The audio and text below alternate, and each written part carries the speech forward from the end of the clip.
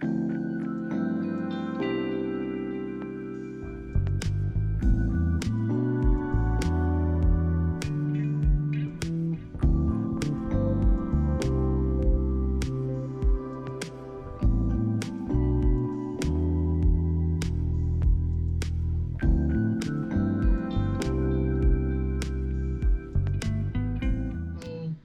back again. Thanks for hanging in with us and joining us on this journey.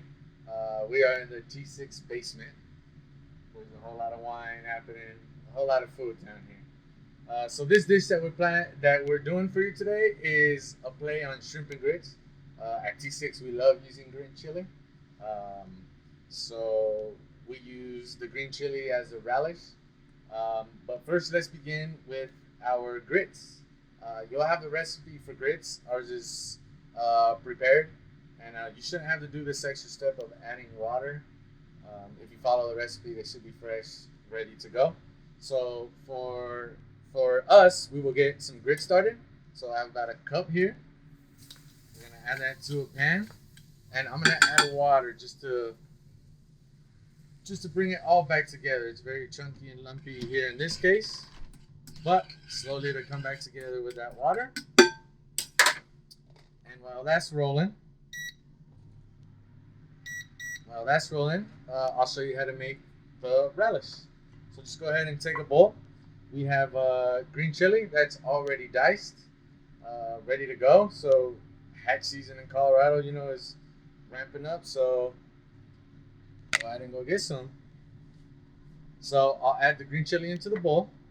I'll take a green onion and try to match the size of the green chili. So depending if you went larger, if you went smaller, try to stick with that when you're doing the green onion. So just again, your knife safety, use your knuckle as your guide. And just kind of go down the whole thing. Just go down the whole thing. Even use the green part as well. Should match about the same size. And we will cut it right there for a sec. Go ahead and take all of this. Add it into your green chili. And also take some capers.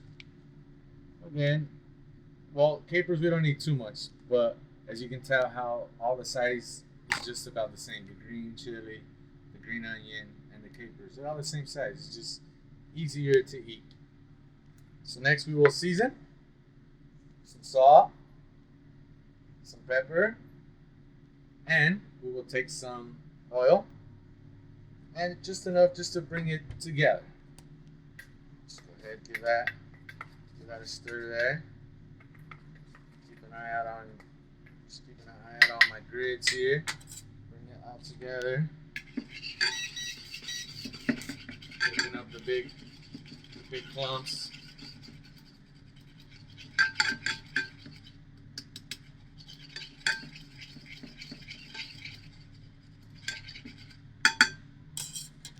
And the star of the relish is definitely the green chili. But again, it's preference. You can add anything you want to it. I'll go ahead and give that a taste. Make sure we're. Oh yeah. Alrighty.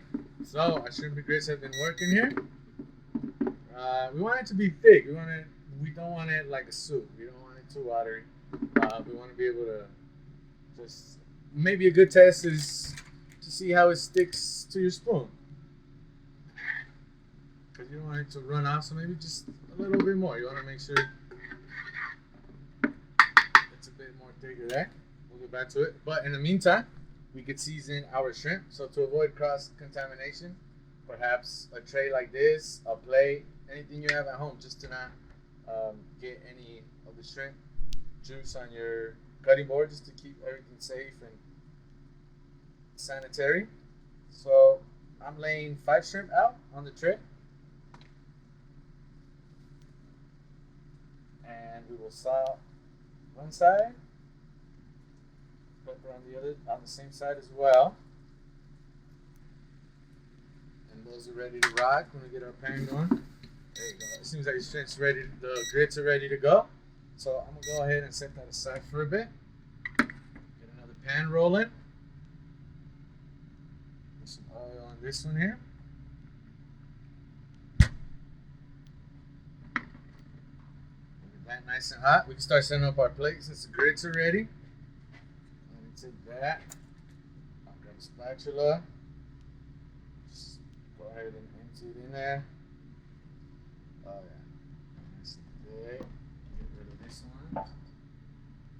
And I like to just pat on the bottom, spreads it out without you needing to use a spoon. Give yourself a nice flat surface to work with.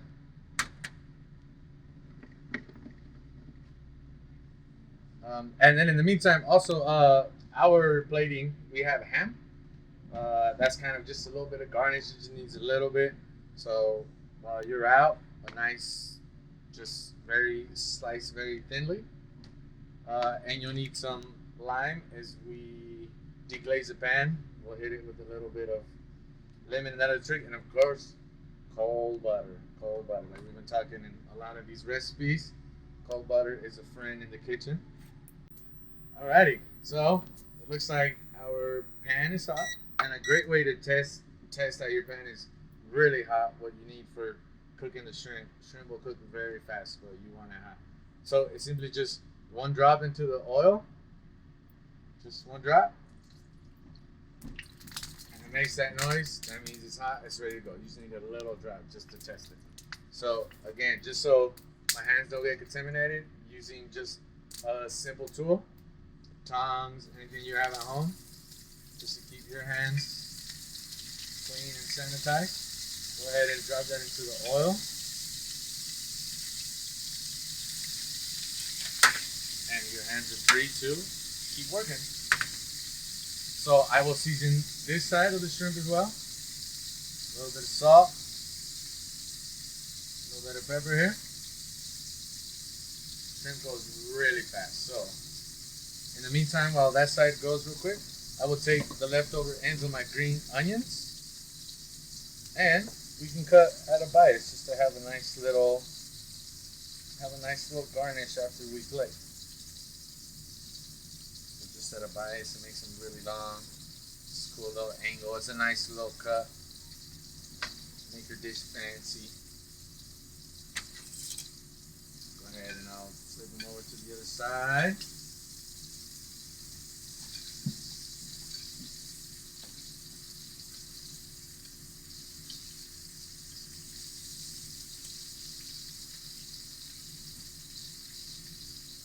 Probably the same amount of time, maybe just 1 minute.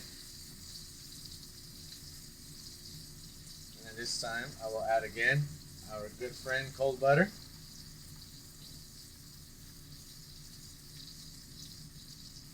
Let that just melt in there slowly.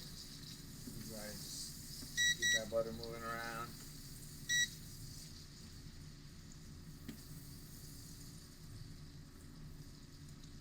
And then we'll take a lemon wedge. Just another layer of flavor here. And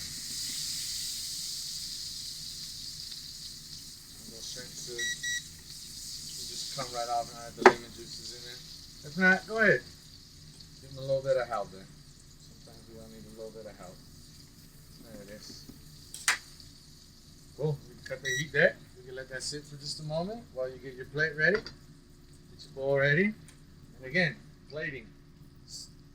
One of the most fun parts of cooking. So be creative. Have fun with it.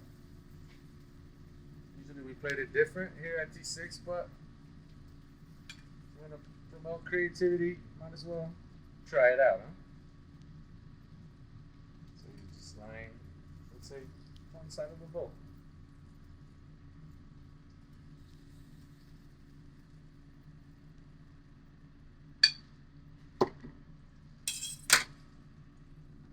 Take some of this ham, put it out to the side of the shrimp there. That's it. Just have fun, get creative. Maybe this relish just again on the side here. then I'll take some of the oil that we added to it.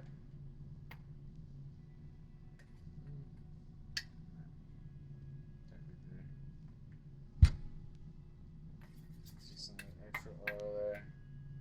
Just gonna put it off on the side here.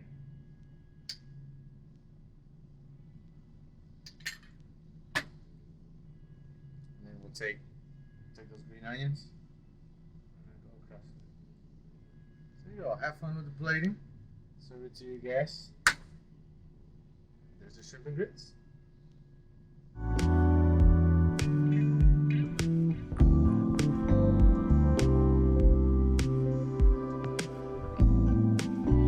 What we were thinking for the shrimp and grits is a little Gruner Veltliner, which is a varietal from Austria.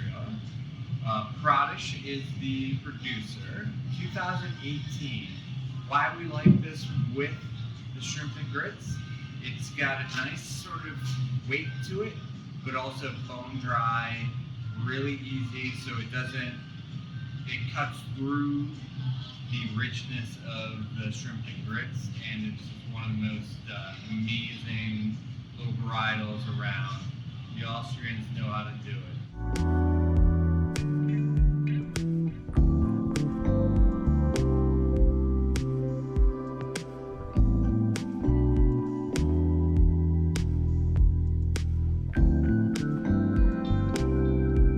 Next dish we're going to make is another dish. Feel free to use the seasons as your guideline. It's a free-form peach pie. Peaches are in season right now, so it's called a galette. It's a traditional French dessert. Instead of having to mess with tart pans or pie shells, we just make a dough, roll it out, fill it with your favorite filling, and bake it off. No fussing over any special equipment. All you need is an oven and a pan and a way to mix your dough. So first off, we're adding flour, sugar, and salt to our food processor. Again, if you don't have a food processor, this can be very easily done in a bowl with a bench cutter. And we're just going to start buzzing together our dry ingredients, and then we're going to take our cold butter. It's important to use cold butter because that's going to help build flakiness in your dough. So we slowly incorporate the butter, letting each bit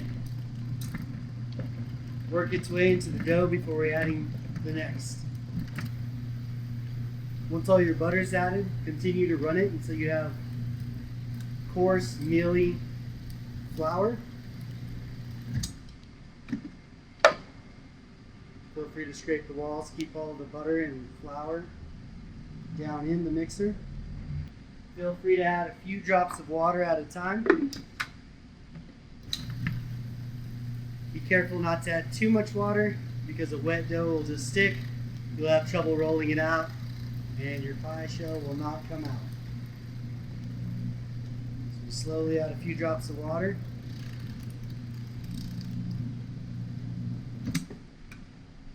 Again, you can check the consistency of the dough, being careful not to grab your blade.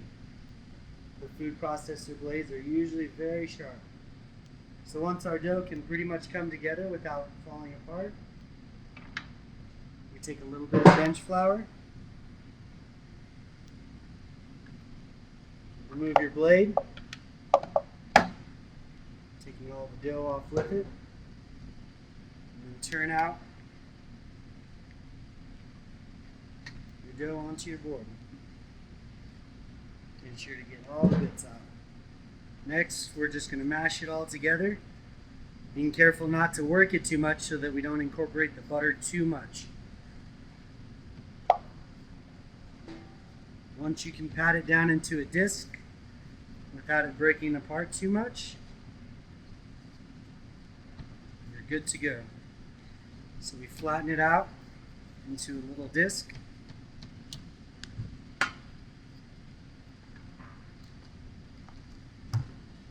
Add a little bit of flour over the top. We'll take our plastic wrap.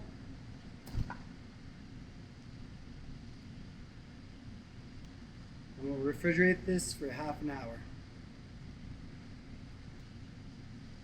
That way our butter doesn't melt onto our cutting board while we're trying to roll out our dough. Next for our galette, we're going to be making the filling, which we're using some nice local peaches from Palisade. So first thing we do is we peel them.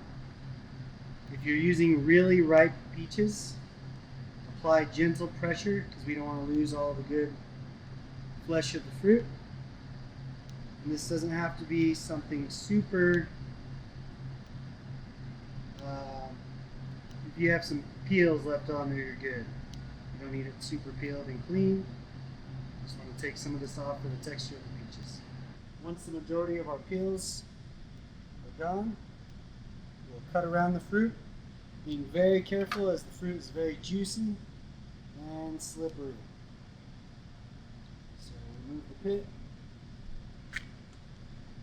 Same with the second one, being very careful as they have a lot of liquid, lots of juice, very ripe. If you can, find peaches that are slightly underripe or just ripe. Overripe peaches tend to lose their texture when baked. So we'll cut these into larger slices. Again, this is a very rustic dish. The dough, the fruit, everything is your liking. So once the peaches are sliced, add them to a bowl, top them with sugar, salt, lemon juice,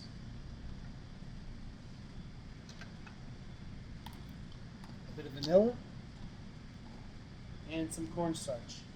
A few important notes: the salt and acidity help bring balance to desserts so they don't just come off as only sweet. They help add complexity, making your dessert more than just sugar. The cornstarch is going to add thickness to your sauce as it cooks so you don't end up with runny, drippy pies. So once that's all incorporated, we'll add to the refrigerator and wait until we roll out our dough. Okay, so now that our dough is chilled for our galette, we're going to get it onto a well-floured surface. Make sure that you don't have any big clumps of flour so you don't end up with flour spots that cook into the dough. Flour on your dough and your rolling pin, and just start to roll out into a rectangle. Again, this is very rustic and freeform, so you don't need anything too perfect.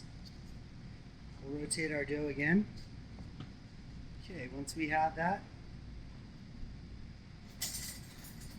we can take a butter knife and cut off any excess dough. And feel free to save that in the freezer for another time. You can add your doughs as you go. We'll end up with a nice, somewhat of a circle. And we have our reserved peaches. Add towards the middle. Again, it's not super important to have gloves on as this is going to be cooked again. So then you'll just gently fold your crust over, leaving the middle exposed. If your dough cracks, it's not a big deal. Adds to the character.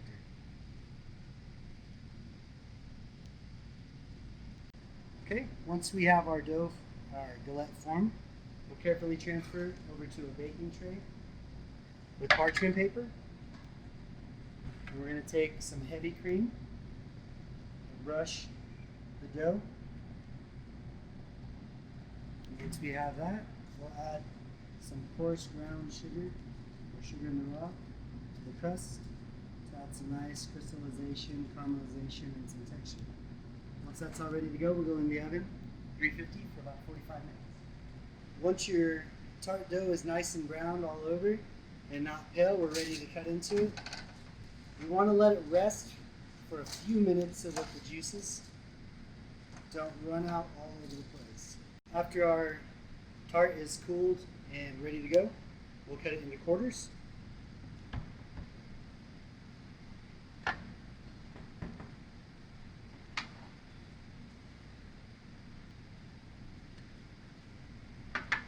top it with whipped cream. Our whipped cream of choice today is whipped sour cream. So we'll throw a dollop on there. We have a nice rustic